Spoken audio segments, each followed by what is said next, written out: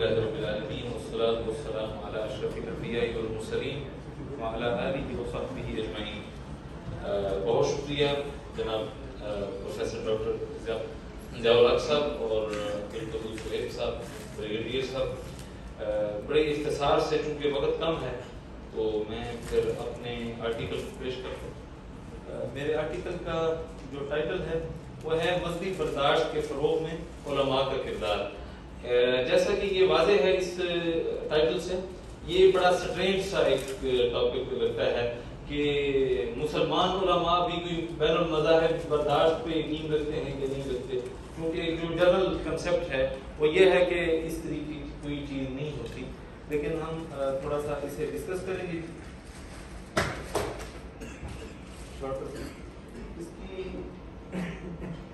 مذہبی برداشت کی جو اسلامی روایت میں تاریخ ہے وہ پہلے دن سے ہے، اور بطور ذاتہ حیات ہی اسلام نے ہمیں برداشت، ہم آہنگی، رواداری اور محبت اور امن و آشتی کا ہی اول روز سے اور اول حرف سے اس کا دیا ہے.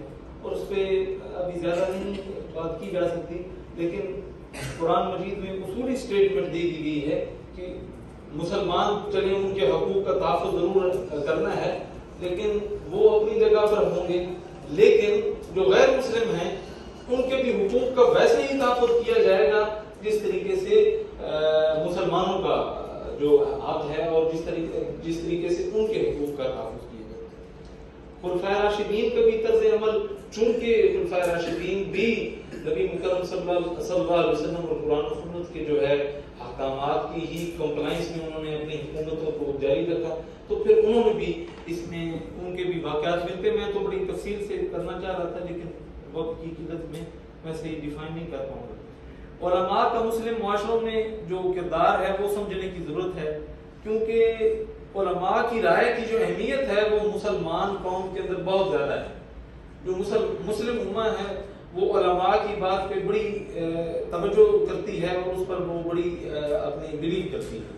اور جہاں تک فتویٰ کی بات ہے، میں نے آگے کیا ہے کہ فتویٰ کی بہت اہمیت ہے، اور فتویٰ کی جتنی اہمیت یعنی مسلم امہ میں ہے، شاید پوری اقوام عالم میں کسی بھی قوم نے اپنے علماء کی جورسٹک جو ہے ویو کو اتنی سنجیدگی سے نہیں لیا جتنا مسلم امہ نے لیا ہے.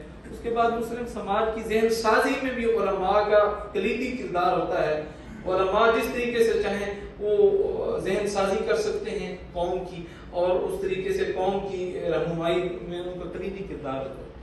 اسلامی روایت میں علماء بطور سیاسی رہنما بھی بڑے ابھر کے رہے ہیں، اور پہلے دن سے یعنی دیکھیں جو اسٹیٹ تھی اور جو مسجد تھی وہ ایک ہی چیز کا نام تھا. تو اس لیے باقی غیر مسلموں کے حقوق کے بارے میں علماء کے جو فقہی احکامات کا استنباط میں رویہ ہے وہ اگر آپ دیکھیں تو آپ متقدمین فقہاء کا اگر رویہ دیکھیں یا مطلب صاحبین کو لے لیں یا ائمہ اربعہ کا جو مناہج ہیں ان کو اگر آپ دیکھیں تو آپ کو یوں محسوس ہوتا ہے کہ وہ اس میں بہت زیادہ کانشیس اور اس میں سینسیٹیو ہیں کہ غیر مسلموں کے حقوق کا تحفظ جو ہے وہ اسلامی ریاست میں مسلم معاشرے میں ہر لحاظ میں ہر صورت اسے یقینی بنایا جائے.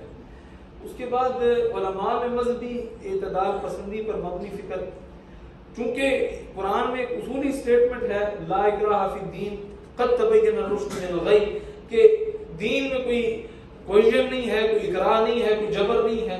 اور ہدایت چونکہ واضح ہے، آپ دعوت کے ذریعے پیش کریں، اگر کوئی مان لے تو بہت بہتر، اور اگر نہ مانے تو کسی پر آپ امپوز نہیں کریں گے.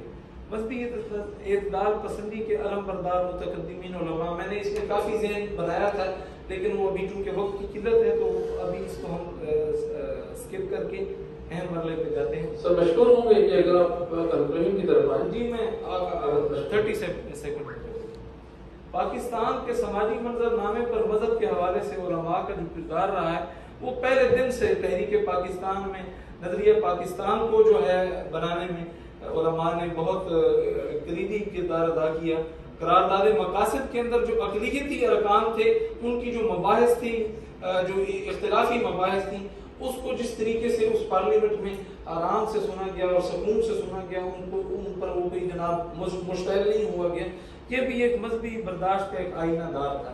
باقی بعد کے دساتیر پاکستان میں بھی وہ کیا گیا. یہ جامعہ محمدی شریف جس سے میرا تعلق ہے یہ پاکستان کے اندر اور بھی بہت ہوں گے، لیکن الحمدللہ ایک ایسی جگہ ہے جہاں پر نہ صرف کسی مسلک کی کوئی بنیاد پر تفریق نہیں ہے بلکہ مذہب کی بنیاد پر بھی ہم کوئی تفریق جو ہے وہ روا نہیں رکھتے. اب آخر پہ جو ہماری کانفرنس ہے، میں نے ایک یہ تھیم کیا ہے کہ 1951 میں پیش کردہ علماء کے متفقہ 22 نکات سے 2017 میں منظور ہونے والے پیغام پاکستان تک کا سفر. تو یہ کافی چیزیں تھیں کہ جو 1951 میں علماء نے منظور کی تھیں کہ اقلیتوں کے کتنے حقوق ہوں گے، یہ سارے لکھے ہیں، اور اس کے جن لوگوں نے اس کو ریٹیفائی کیا تھا اس دور کے علماء نے ان کا بھی ذکر کر دیا. بہت شکریہ. جی اب یہ پیغام پاکستان اسی کا ایک تسلسل اور اسی کی کمپلائنس ہے جس کے اندر یہ بھی آپ کے سامنے ہے. تو چونکہ پاکستان بنا بھی ایک نیریٹو پر تھا اور اب پاکستانی معاشرے کی تشکیل جدید کو بھی جو ہے ایک نیریٹو کی ضرورت تھی، تو اس خلا کو پیغام پاکستان نے پور کر دی. بہت شکریہ. بہت شکریہ آپ کے ساتھ. بہت